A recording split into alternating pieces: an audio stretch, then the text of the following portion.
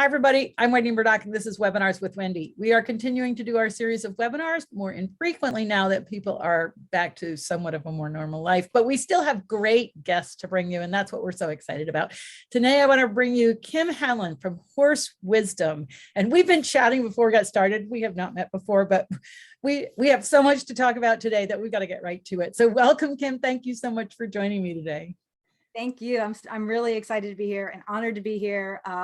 I am just so inspired by your journey, your personal journey, what I've read about it, and the body of work that you've put together and made accessible to horses and humans. So I just can't tell you how happy I'm to be here, and I thank you for the opportunity. Oh, you are more than welcome. It's, it's been really fascinating to do all these webinars. I started out because I just wanted to know a little bit more about how Surefoot was working. That was really the intention. So like I started with Dr. Stephen Peters talking about, I got to get him back, talking about the horse's brain, but it's kind of turned into a creature of its own. The webinars just, it's been so much fun to meet so many different people from so many different aspects of the horse world that otherwise don't necessarily have an audience or, don't reach my audience, which I feel it's really important for them to know about these different things. And I do get emails about people telling me how it's helped them with their horse. It's helped them with making decisions. It's been great. So, it's kind of like my give back to the horse world. It's really fun. It's so valuable. I really appreciate it. You have had some amazing guests on, and yeah, I'm going to be kind of like outside the box of a lot of things that you've had. So this should be fun. Oh, awesome. All right. So Kim, tell us a bit about your, have you been a horse lover all your life? What's your story? Yeah, my story. Okay. So again, I'm Kim Hallin. I'm located outside of Charleston, South Carolina. I have a business that's called Unbridled. It's a for-profit business that's equine experiential learning. And I've been doing that for about 5 years. Horse Wisdom is actually the title of a book I just published. So that's why I've got that on the screen. But I did not, well, I also want to say this, I know everybody, we love talking about our stories, and I think part of it for those of us who are in the horse world is that there are so many commonalities that we seem to all share with our horse stories, but then there's also the individual unique path for each of us. So I think both of those are kind of fun. And, there's horse people, it seems to be two camps. Either they grew up with horses, they grew up in a family with horses, and it's been part of their family heritage.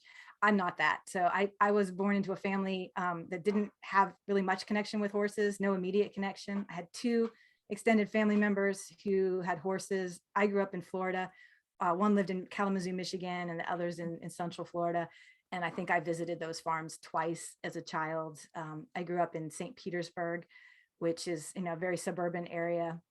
I didn't have any easy access to horses, but I was like one of those kids that we all were, that just for whatever reason, I don't know, maybe in a past life, I was a horse person or a horse, who knows, right? But I was infatuated with horses from the beginning. But my two outlets for horses growing up were either renting horses for trail rides, that kind of thing, and then a horse summer camp that I did at least 5 summers. It was a Girl Scout summer camp. And the trail riding was really interesting. That was back, I'm 52. So that was back at a time when there was one in northern St. Petersburg where you could go and rent horses. And I mean, I was a little kid. I'm sure my parents signed a waiver, but no helmets, no anything.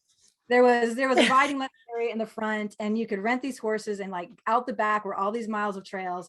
And it was so funny because the horses, the last thing they wanted to do was go out on these trails. They wanted to, of course, stay at the barn with their friends and their herd and where they could rest.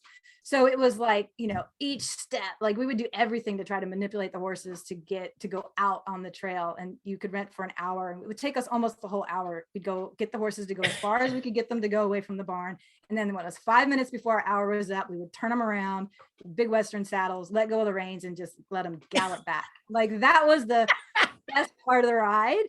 And I share that because I think that was my first experience of that feeling of, even though I didn't really know how to ride, and we weren't really in connection, but we were both on the same page at that point. We wanted to run, and the horses wanted to run, and that feeling of being in sync and being in partnership with this animal, and so much bigger and faster than yourself. So there was that feeling. And I think that became, I got addicted to that even very early. But, the horses, this is my insight now, the horses weren't enjoying it nearly as much as we were. And that's something that has really come to be a big point in my life as I've gotten older. But Well, and now then it's such a different time because I mean, I have pictures of me going to the local stable, which was 2 miles down the road for my birthdays. And my dad would take us to a hack stable and we'd rent horses and ride out in the back. And that was common. That wasn't an unusual thing. Now it's completely unheard of. And so, but it did allow us to go and be around horses when we didn't have our own. Like my family certainly couldn't afford a horse.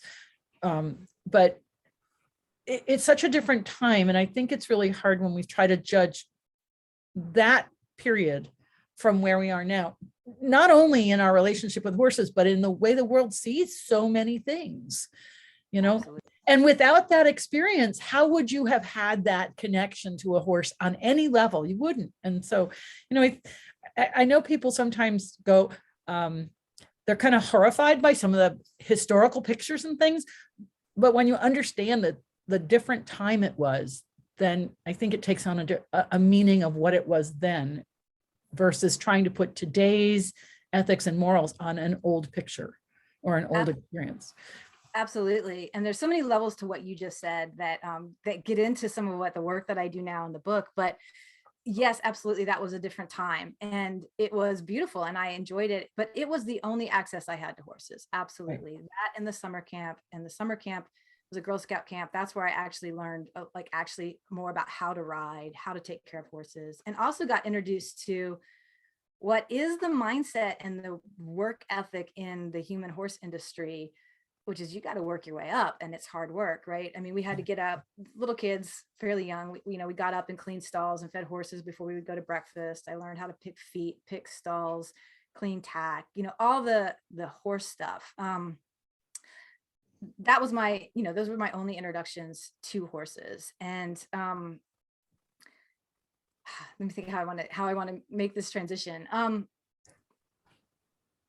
I've often wondered now, in my book, I write about this a little bit, like what we know about horses is what we're introduced to, right? And one thing that I was never introduced to, and that I still don't think that people in the current horse industry are introduced to very often is, what is a horse innately? What did a horse evolve to be? What do we know about wild horses? Like my only experience with horses, other than reading like the Black Stallion, which I read, great book. Like all those books, I read them, right? All the books. But we only really are introduced to what domestic horses are. And we're taught by whatever mentors are in our life, right? In the horse industry. Right. That's what we know about the horse industry. So anyway, fast forward, after I outgrew, Girl Scout summer camps, I didn't have horses in my life at all until I went to college, and I picked my college because it had an equestrian program. I saw this vision in my life that like I was going to have some kind of career in the equine field. That was what I thought. And then as you said, your family couldn't afford horses. My family was not wealthy by any means. And I couldn't afford to ride on the team. I also wasn't good enough rider at the time to ride on the college equestrian team. But at that college, I could take riding lessons for PE credit. Right. So, yes, it was amazing, right? So I took riding lessons 2 or 3 times a week. I think it was 2 formal lessons, and then we got to have a free time when we could go to the barn and do a ride. So I was on that trajectory, started learning a lot more, becoming a better rider during college, but then my trajectory changed again. And this is where I think you and I have another commonality, although differences as well. I had a really horrific riding accident as my junior year in college, broke my neck. Oh, wow. And, yeah. Luckily, I'm here today. I'm standing. I'm got use of all my faculties. So I was very, very lucky. But it was a really eye-opening experience for me. Before that, I really didn't have any fear around horses. It was my free place, my fun place. I was pretty brave, bold. It changed a lot for me.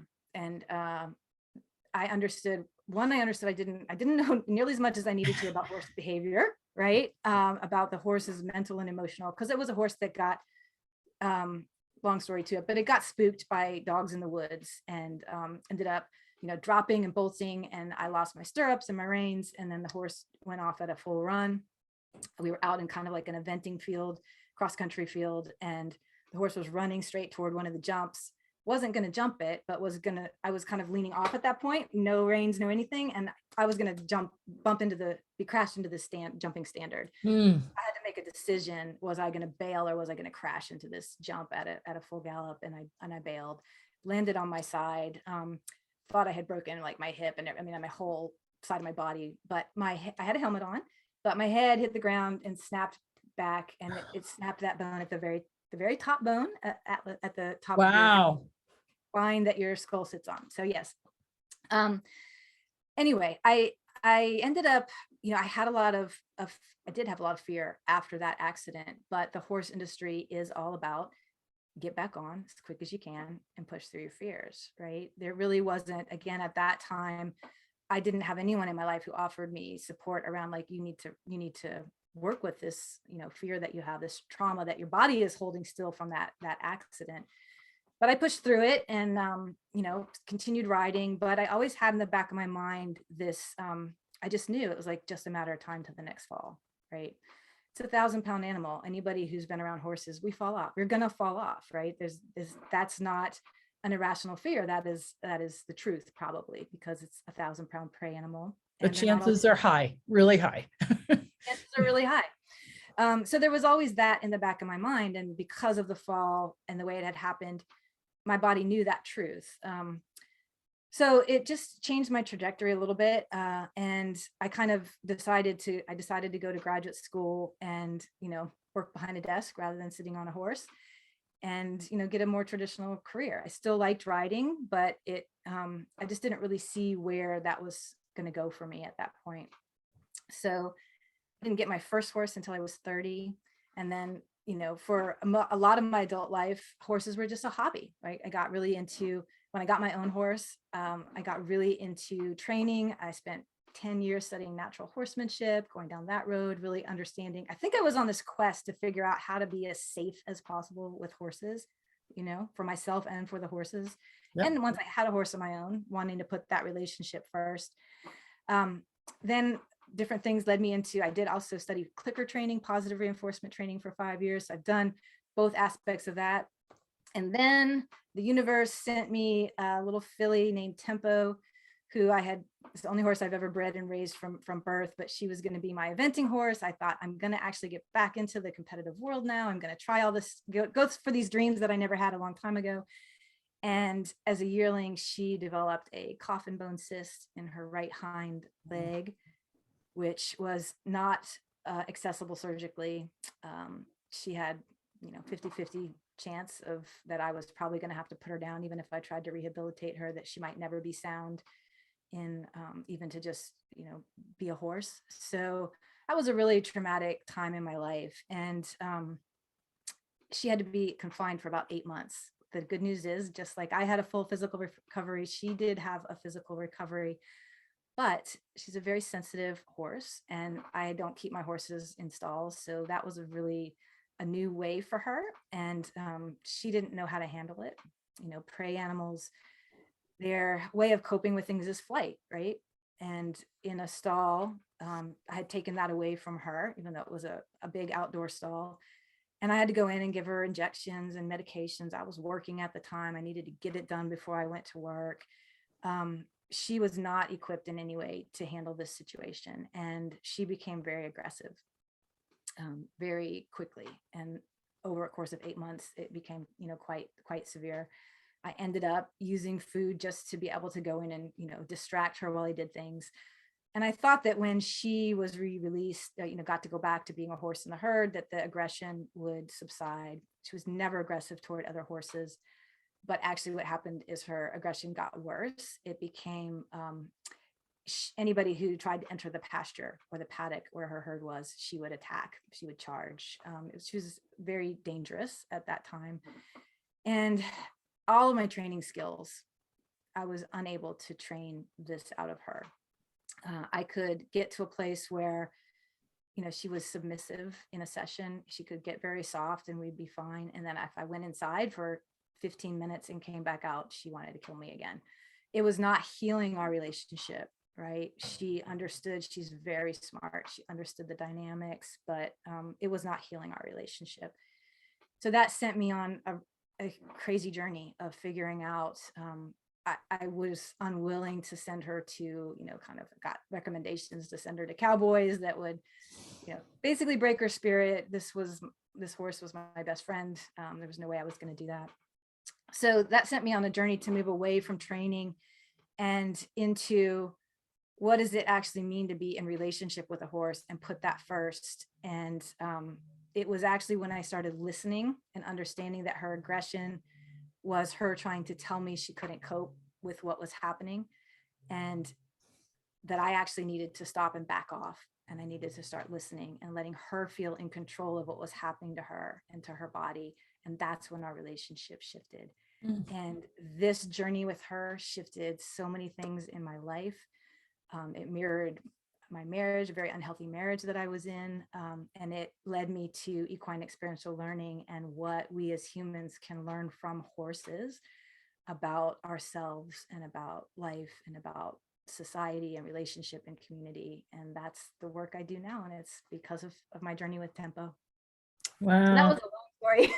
Yeah, but that, I just love hearing that, because for a number of reasons. One is that so many people that watch this show, a lot of them didn't grow up with horses in their life, right? I mean, I was a kid, I was a poor kid too. And, I bought my first horse at 14, but that was because I delivered newspapers and came home and pronounced it to my mother.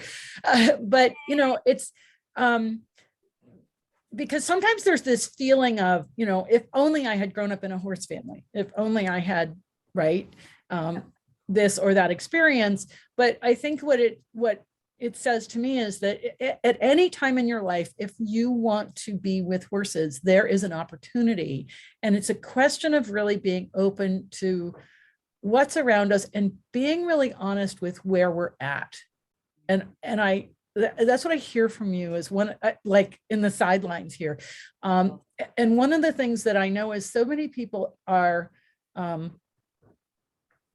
either unrealistic in what their capability is in that time when they're going to get involved with horses, or unrealistic in who they choose to be around.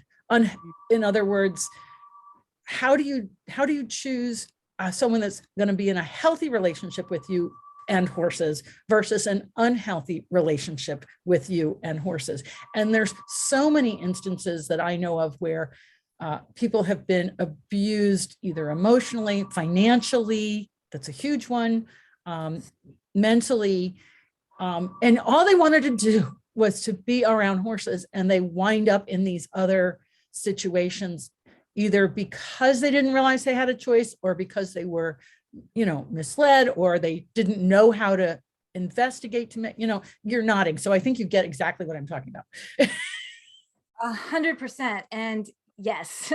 And yeah, we don't know what we don't know, right? And we don't know what options are there, and we don't even know what questions to ask. And we feel often that we don't know enough, or we're not educated enough or experienced enough. And there is a bit of that culture in the horse industry, right? That you gotta, yeah. And so we're afraid to ask questions, or to question what's happening, or to seek out someone who supports us and our journey. So I 100% understand what you're saying. Yes. Yeah. I agree. I mean, your accident, mine was bad enough. Your accident could have killed you. I mean, like that, if the spinal cord got snapped, right? Oh, I yeah. mean, so, it's incredible that you survived that, and you haven't talked about that journey, but I know what it's like to recover from something really, really serious. And it takes a very long time. But then also, I can so relate to you about the fears that one has having had such a traumatic accident. And in my experience, I couldn't relate to the normal people anymore. It was like, you have no understanding of what I've been through, and you're like, oh, just go ahead and get on. No, I mean, Right. Yes. it's completely different. Completely different. It's completely different. And you have to go through, I'm sure you had to too, this kind of journey of like understanding I didn't feel blame for the horse, like in fact, there was a whole situation where this horse had been on injury recovery for a while. I was in a program where you just show up at the barn, you see what horse is on the list, you go get it out of the paddock. Their goal is that you ride a bunch of different horses. I had never ridden this horse, and nobody told me this was his first time out after having been on stall rest for an injury. That, I didn't know anything about run range stop. Like, there were so many factors to it that anyway, that you just stop. Yeah, you stop being able to see things the way that other people see it, and all you see is like all the things that are risky or dangerous or unsympathetic to both the rider and the horse, right? The situations that we put ourselves in that are unsafe. And for me, it was learning that I had to say no, that when someone offered me to sit on a horse that I didn't feel good about, to say no, rather than let other people convince me that I should or could, right? I had to really listen to what my gut was telling me about what was safe for me, because without that, I would never have recovered. That is so, so huge. And what you just said reminded me, I actually wrote this down when I was looking at your website. There's a quote on your website at the bottom that, when people ask me like what my book's about, I want to say, like, you just sort of said it here in your own words, but I want to read it like real quick. You said, we each have within us our own teacher that recognizes what is best for our own well-being.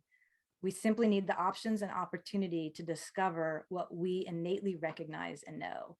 And that's it. That you and I have been on that same journey in different ways. And my book is ultimately about that how do we reconnect with that inner knowing, right? And how do horses help us as individuals and as a species reconnect with that inner knowing versus all the voices and pressures and like you said, boundaries is such a huge part of it, and speaking our truth, having the courage to speak our truth.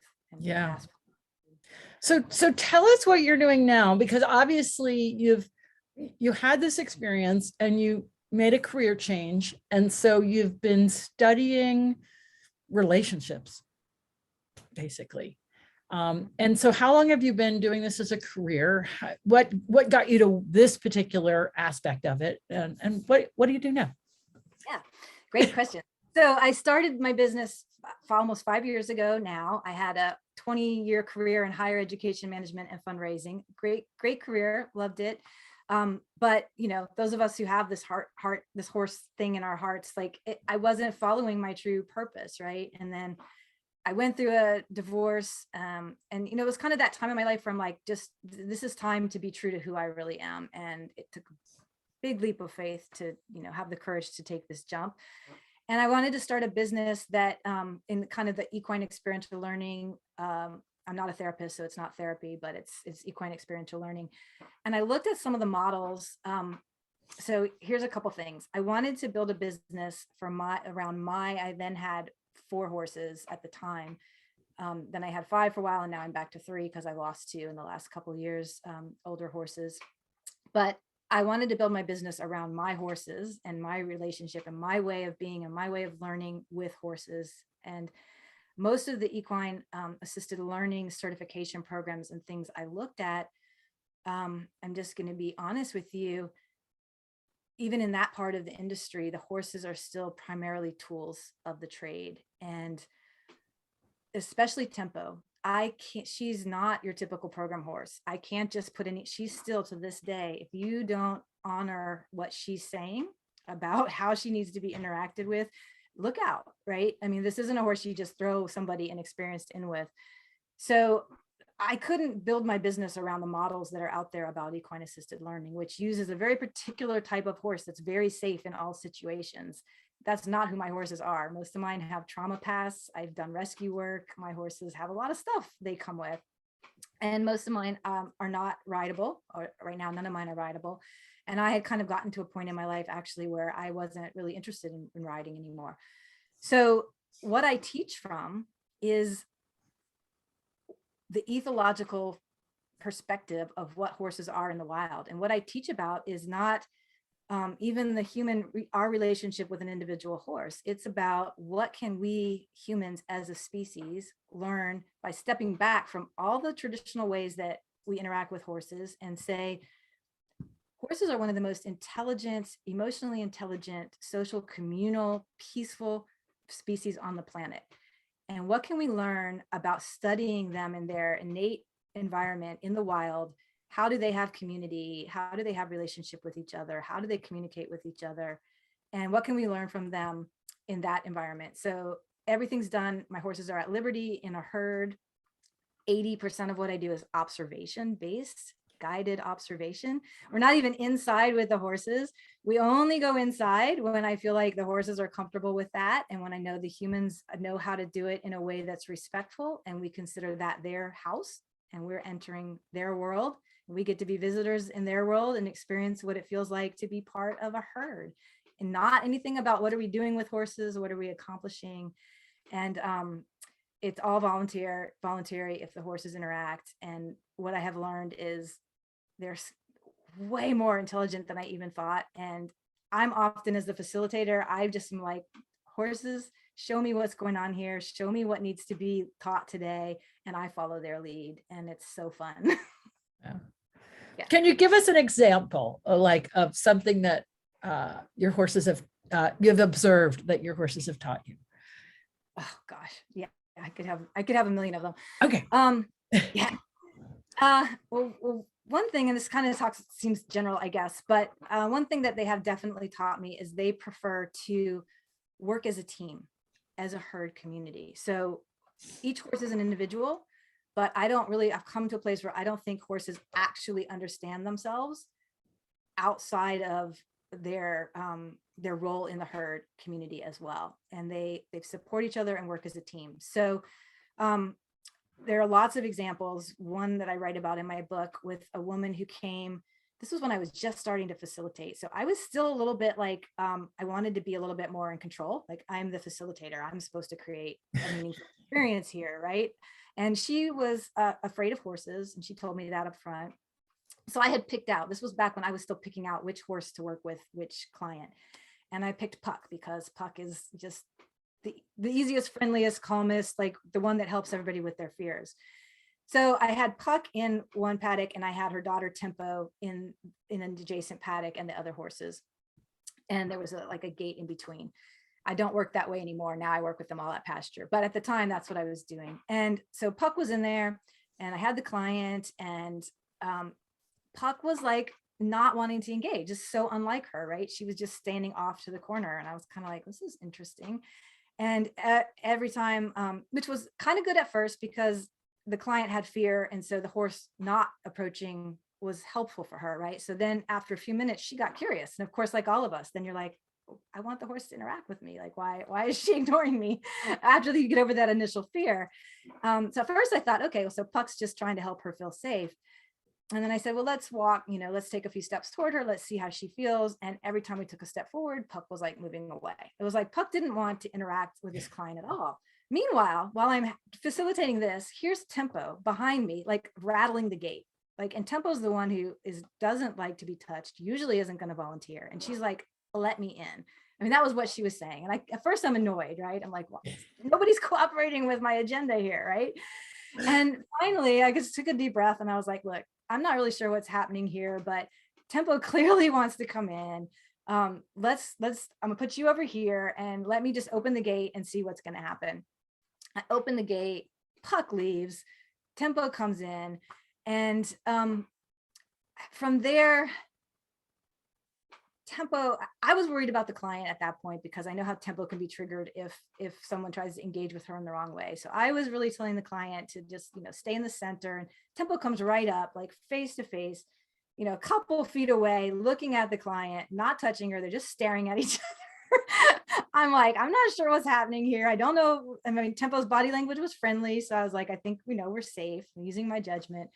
And finally the client was like, well, can I pet her? And I was like, I don't know. Tempo typically is not real responsive to touch, but she's already surprised me a couple times today. So, why don't you gently, just lift your hand and see how she responds. As soon as the client started to lift her hand, Tempo pins her ears, gives this face. I was like, okay, that's a no.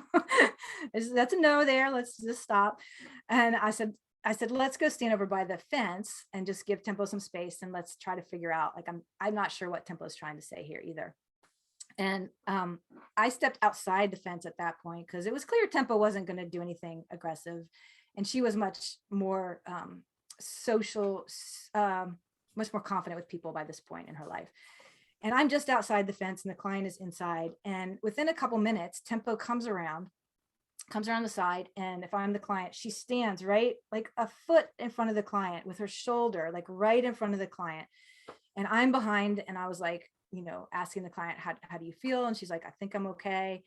And I said, well, Tempo's body language is calm and relaxed. She seems to be there in friendship. So I feel like it's safe.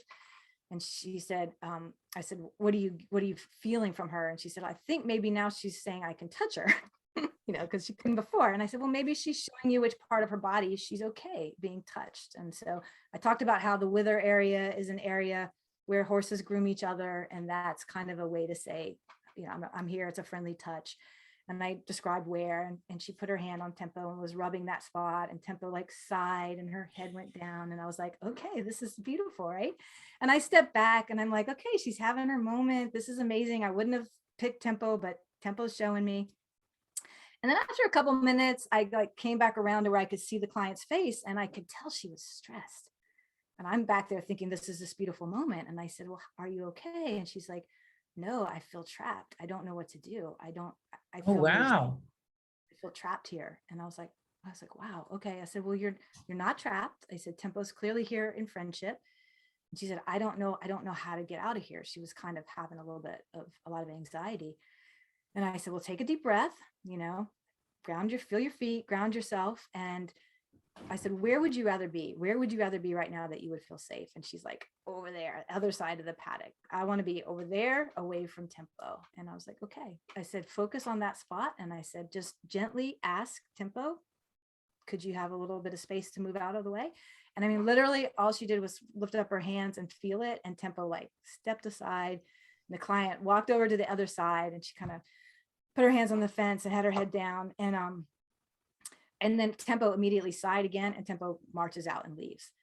And we're both watching Tempo leave. And I'm like, okay. And then so I walk in, I ask the client, like, how are you doing? And she turned around and just tears streaming down her face. And she said, that was the most amazing thing I've ever experienced. She said, I feel trapped in my life in so many ways, so often. And it has never occurred to me that all I need to do is ask for what I need. Wow. Ask for the space I need. This was profound, and it has changed her life, and her stories in my book. That's the kind of thing. I couldn't have orchestrated that. My ideas about helping this client get over her fear, she didn't actually even need me to help her get over her fear. What she needed to know was that she has the power in herself to ask for, like you were saying, to ask for what she needs. And Tempo knew how to teach her that in a way that I never could have orchestrated. So that's an example. Wow, that is an amazing story. It's an amazing story. I have a lot of those. So yeah. The horses are amazing. So let me just see. We've had a bunch of people kind of pop things into the chat. They're talking about books that they've learned from. The Horse by Wendy Williams, and Joey is another great book. Kim said about the horse industry's attitude about fear, it is just so funny that we are like that, but a non-horse person will freely admit they're afraid of horses. Many of my non-horse friends have told me they don't like horses because they're scared of them. They're so big, etc. It seems totally reasonable to be scared of horses, even without the experience of breaking one's neck. Yeah. Right? We shouldn't have to learn it the hard way. Yeah. I want to come back to that fear thing though. So let's put a bookmark in that. Okay, great. Somebody else is saying, I too grew up renting horses to ride at a local stable. So sad that they're not there anymore. And I completely agree that this is my biggest fear about saying that we can't have carriage horses and we can't have act stables and stuff is, how does someone who loves horses or doesn't even know they love horses because they haven't had the exposure, if we keep eliminating horses, and I'm not saying that we have to do it with welfare, and that's the key is, and there's a middle, and this whole idea of they're being abused or we have to get rid of them is extremes, and we need the middle where there's welfare for the horses and in ways for people to interact with them or see them or touch them. And I can remember the carriage horses in New York. It was so important to me as a kid. And so I think that that's what we really need to work towards, is not the all or nothing. It's the middle of how can we do this in a way that has welfare for the horses? Absolutely. Absolutely. And one of the things I'm trying to do with my business is create a model that shows a different way, a different way and a way to make horses accessible to people again, that isn't necessarily just penning a carriage horse, right? Yeah. Yeah. Horses teach us that someone's saying horses teach us so much about mental health. So true. We think about how they learn about themselves from the herd. And that this is the power of being with horses. Their responses can cause us to reflect on something about ourselves. And yes, any sight of a horse when I was a kid was momentous, city kid, so little access to seeing them. Yeah. And I just think that that's, when I go to Europe, they're kept in stables because their land is so valuable and there's so little of it, but they have walkers and they're exercise, and there's a lot to do with, keeping them busy, but they're integrated into the community. Like there's a stable that you can come from your apartment building and go to the stable and ride a horse. And so, finding ways that we value what they teach us and integrate them into society rather than saying, oh, we don't want the mess. I just think it's yes. And this conflict you're feeling is, this is again part of, okay, so this is my book, Horse Wisdom. This is what I can't see it very well. Here we go. That I write about. I ask us to step all the way back and think about horses and humans have been connected from the beginning, like from way back, right? And there was a time back when we were tribal, back when, our ancestors, we shared probably territories of land with horses. Humans had obviously at some time had an opportunity to interact organically with horses. That's where it started, right? And one of the things I've learned in my business, giving my horses full liberty, no treats, rewards for it or anything, just choose if you want to interact, and they consistently choose to interact, tells me horses and humans are not just prey predator relationship. There's something much more at play there. And anyway, if we could figure out how to recreate situations, like you said, where humans and horses got to interact more freely, more organically, when all we have are these opportunities to take riding lessons or do training, not against, again, those were the only ways I had access to horses. Right. And if you don't even have that, what if you've got nothing? That's the thing is, there's right. And I've heard the predator prey thing a lot. And the thing is, for me, since I take people to Africa on horseback, we are also prey animals. And so I think of them as flight animals rather than, the word prey to me doesn't make sense because I've seen horses attack. So, and hippos, which are the largest herbivore on the planet, are the most, well, they're not the largest, but they're the most dangerous, and they're an herbivore. They eat grass. So if a grass eating animal would be considered a prey because it's a grass eating animal, kills more people in Africa than lions, I think we have to reassess this. And so I like to refer to them as flight animals. We have different ways of coping with that stress, but when I take people to Africa, if you don't have a tool, you're prey. Yes. And that's the only separation for me. I'm so excited to hear you say this because I was just teaching on this the other day with equine assisted practitioners. I said, if you take away humans' tools, technology, weapons, a lot of the time we're going to be prey, right? And we're preyed upon all the time. Preyed upon all the time. And we should embrace prey animal wisdom or flight animal wisdom. What we have, we forget we can walk away. We can run. We think of that as weak. There are so many situations where it's like, you don't like the energy of that situation, get yourself out of there. Right. That's just wisdom. That is intelligence. It's innate. We have it too, right? Right. We're mammalians. And this is where Sarah Schlote talks about mammalian behavior versus human horse behavior. We have our nervous systems are wired so similarly. We might have a frontal lobe that can make up stories, but when you look at the sort of the nervous system workings, it's a mammalian thing. And there's also a skeleton thing. And this is, I don't know if you've seen the research where it talks about that the flight reflex is started in the bones with oxyocalcin, and all creatures with skeletons, Okay.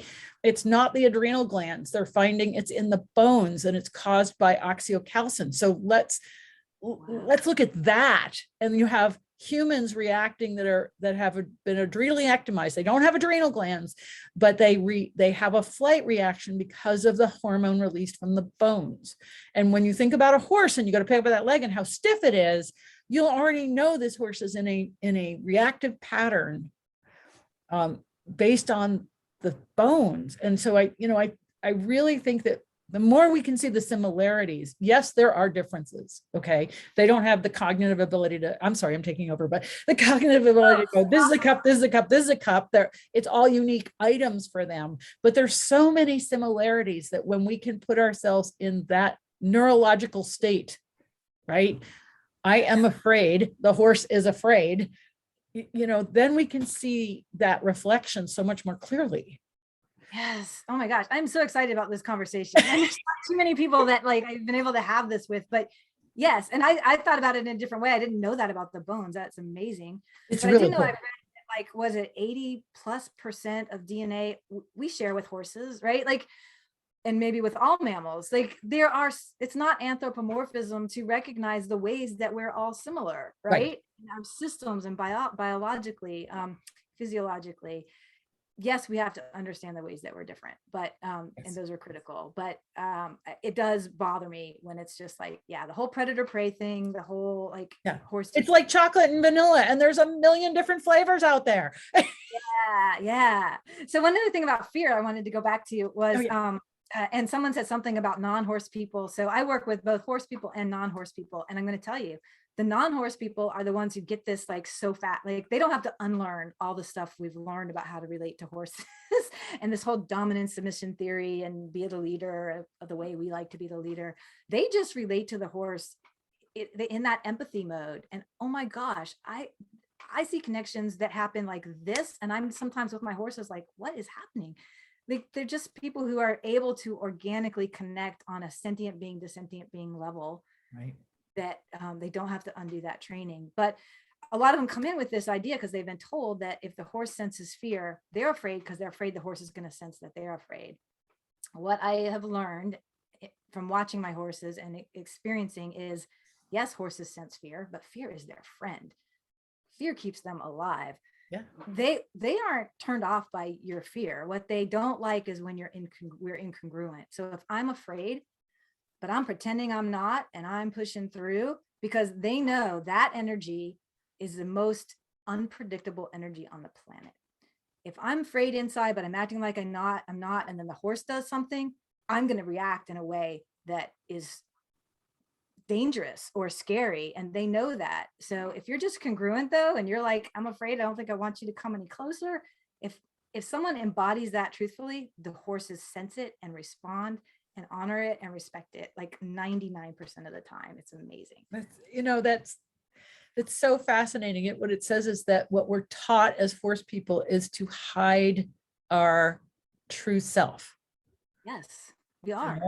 And that, you got to get back on and ride. Well, I was on the ground with a broken hip, so I wasn't getting back on. Me neither. But believe it or not, before they even got me up, they asked me if I wanted to get back on, not even knowing I had a broken neck. I was like, no, not getting back. And the other thing that historically, I think that's really important. I agree with you. I think that humans and horses have been together forever. And what I find so fascinating is how horses continue to evolve to be in our world. They have gone from food to beasts of burden, to transportation, to military vehicles, to and now they're therapy. They keep evolving to be with us, not evolving to be away from us. And and when people start to go, oh, it's so sad. No, it's not. They keep adapting. Apple trees do the same thing. Apple trees have adapted to keep being with us. And I think when we start to recognize that there's this underlying biological connection of, we are part of their herd. We have been for millennia. Yes. It's a question of, can we be in their herd in a way that is, as you say, congruent with them as a herd, as opposed to where we have put in all these labels and all these, you got the leader thing makes me crazy. Okay. I'll be honest with that. Yeah. It's, but the other piece is that the teaching has come from the military, and it was life or death. Right. Or it came from survival. We have to get across the prairie. You've got to take us there, right? And so there's a different relationship in terms of everybody has a job, and you got to do the job to keep each other safe, right? And again, we're evolving out of that, but we're still bringing through historical, unevaluated lessons. You just nailed it, right? And both horses and humans are two of the most adaptable species on the planet. We both are.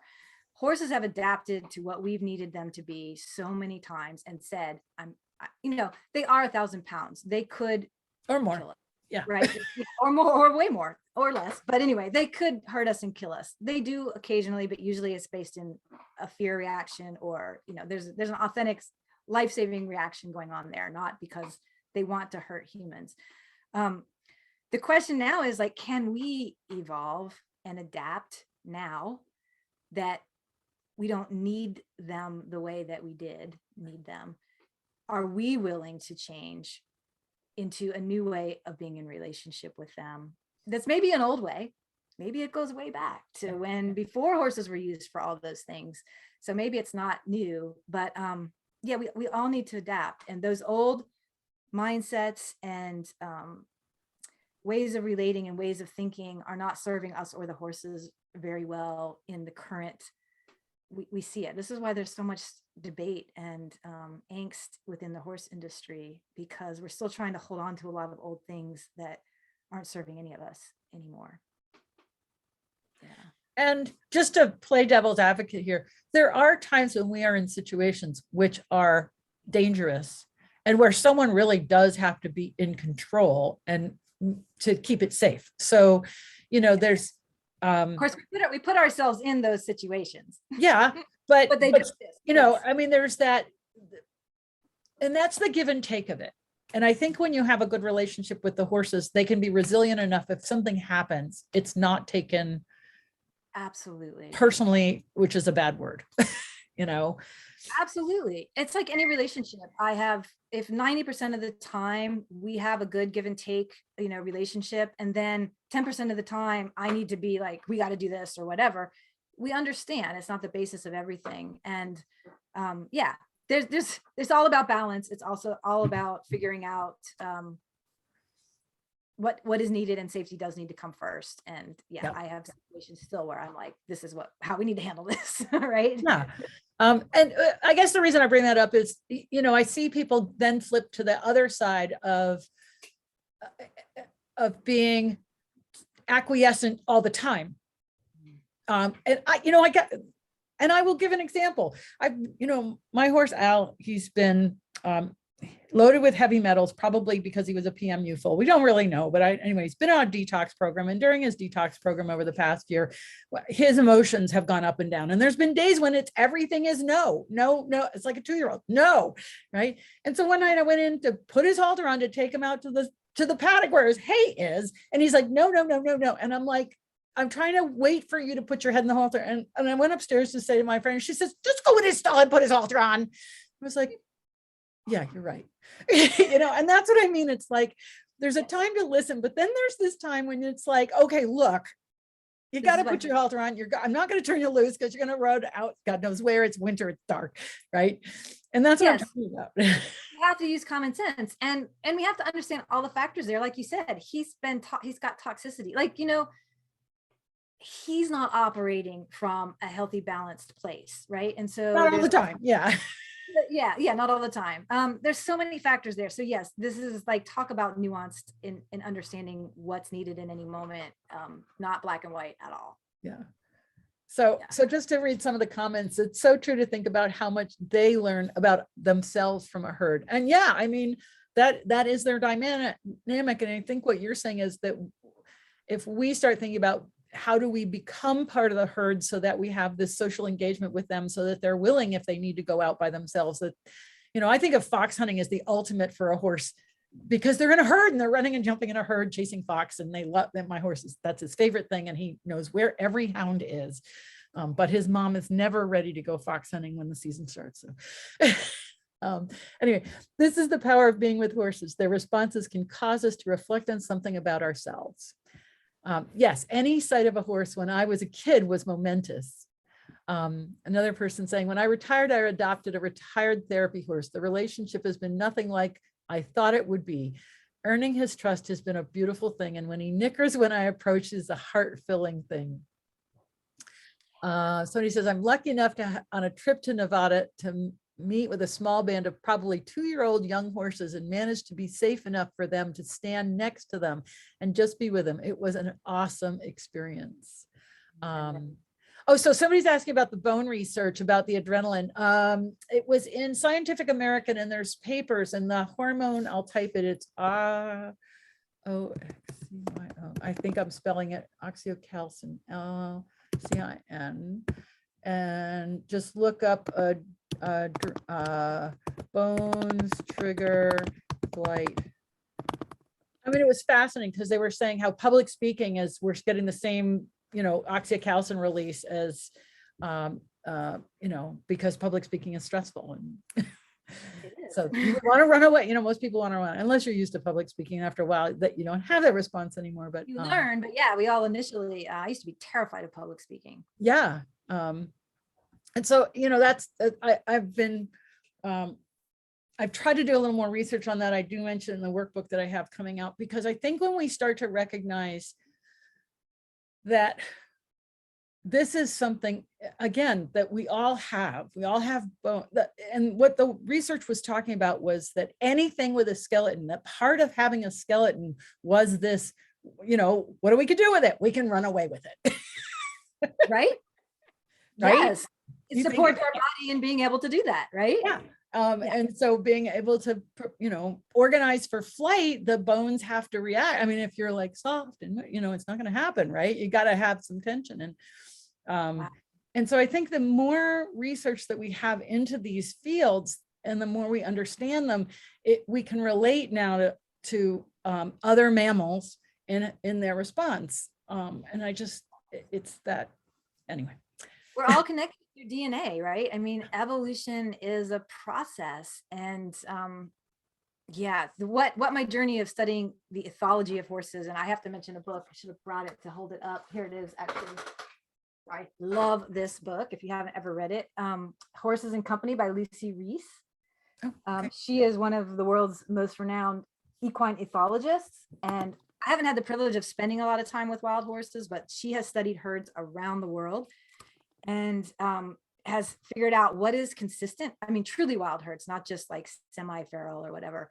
What is consistent around the world in these horse communities? And then what are some of the differences and why? But it connected me back to remembering that we had a wild state too. Like this question of what is innate behavior and way of living for humans outside of all the things we've created about structures and politics and religion and society and all of that. What were our ancestors, you know, way of, what did we evolve to be and do? So these are questions too that I explore in my program as we explore what horses evolved to actually be versus what their life is like in the domestic world, which is very different. That, you know, so ours is too, the domestic world, we live differently than we used to or were evolved to. So some really fun questions. That's one of the things I love when I take people on safari. It's a mobile tented camp and we move. And so we have our unit, our family, it's our crew, it's our horses, and it's our guests. And your so herd. Yeah, it's our herd, exactly. And we move as a herd. And if there's, you know, there's been some situations where we had one member of the herd that really wasn't playing nice with the other members, and it was so striking and trying to solve those problems. And then when the herd's all going in the same direction and there's a threat, right? Something happens from the outside, or it rains and you go, you know, because it's mobile tented camp. And so it's really nice, but you get rid of all the technology. Well, hopefully we try to get people to put down their cell phones, but now they're cameras. But it used to be that you didn't have the, and so basics, eat, sleep, you know, move. And that's kind of like what it was, and explore. And it just gets so simple, and you start to realize how, like you say, we've put in all these other structures, but until we get back to sort of that core being, you know, what is that? Well, yeah, it is what all of life evolved to focus on, right? But what's sad for us, we've got all these other skills now, all these other abilities, but most of us do not have. If you put us in the wild, if you took away all my stuff, Yeah, and made me, I wouldn't even know how to survive anymore, right? We have lost probably the most important wisdom that any living being can have. And I do think we need to reconnect with some of that. And there's going to come a day when all of our systems are probably going to fall apart. Yeah, and that's the thing, is without our crew, we'd be dead, right? Because they're the ones who cooked the food and did it, and kept us safe and everything, right? That's the nice thing, is the coffee in your tent in your morning. But you know, so often, and I think that's what your work is so much about, is getting back to that, the basic connection, and letting go of all the trappings that we try to make ourselves happy, for lack of a better word, with all this other stuff. But is it really what we're seeking? No, right. And what I've learned more than anything from watching horses, this, don't take away one thing from this talk or my book or anything, is horses have one, like ideally one community, one herd. Now we sell them and trade them and, you know, mix up, all that's really stressful for horses, but they have their herd. And when we're not having them do jobs that we give them, you know what they're working on all day, every day in that herd? Their relationships, their community, calming themselves, all of their behaviors that are calming. We like to think of them as supreme athletes, but they actually evolved to be supremely ingenious at calming behaviors, and only going into that flight response when they need to go into that flight response, actually, believe it or not. And Lucy Reese's book will help you understand that at an even deeper level.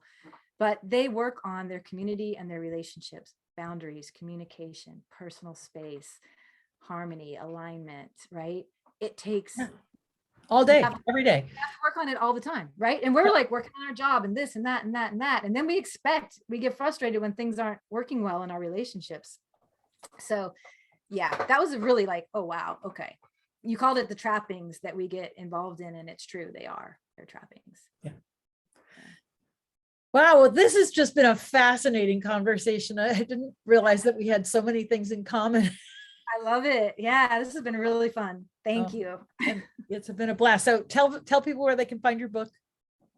Yep. Okay. So the book is available on Amazon, paperback and ebook. It's Horse Wisdom: Life Lessons for Humanity, Kim Hallin. And it's going to be on Apple Books and Nook soon. Trying to work on all that. It's self-published, so gotta work on all those pieces. I'm learning a whole new set of skills here. Oh yeah, no, I totally hear you. And boy, talk about some days like wanting to run out of the office screaming. Yeah. But I do have a virtual book club on Patreon. And if you sign up for that, and it starts at $150, there's all different levels, but you'll get a free PDF of the book if you want to, you know, participate in that way. So that's another way that you can get it. But my website is kimhallin.com is my author site. And my business site is unbridled.guru, GURU. I'm not the guru. The horses are the gurus.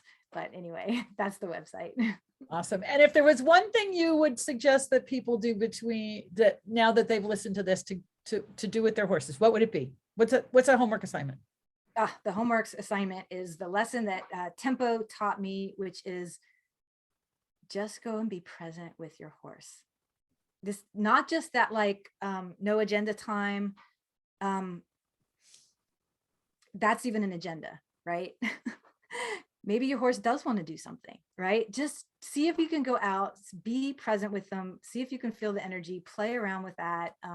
You know, just see what bubbles up when there's no agenda there. Yeah, that's what I would say. Awesome. See what you learn about yourself and them. Yeah. Thank you so much, Kim. This has been just a blast. I've really enjoyed it. And I think everybody else here has too. So everybody go out and spend a little time with your horses, and we'll see you all next time. Take care. Bye. Thanks.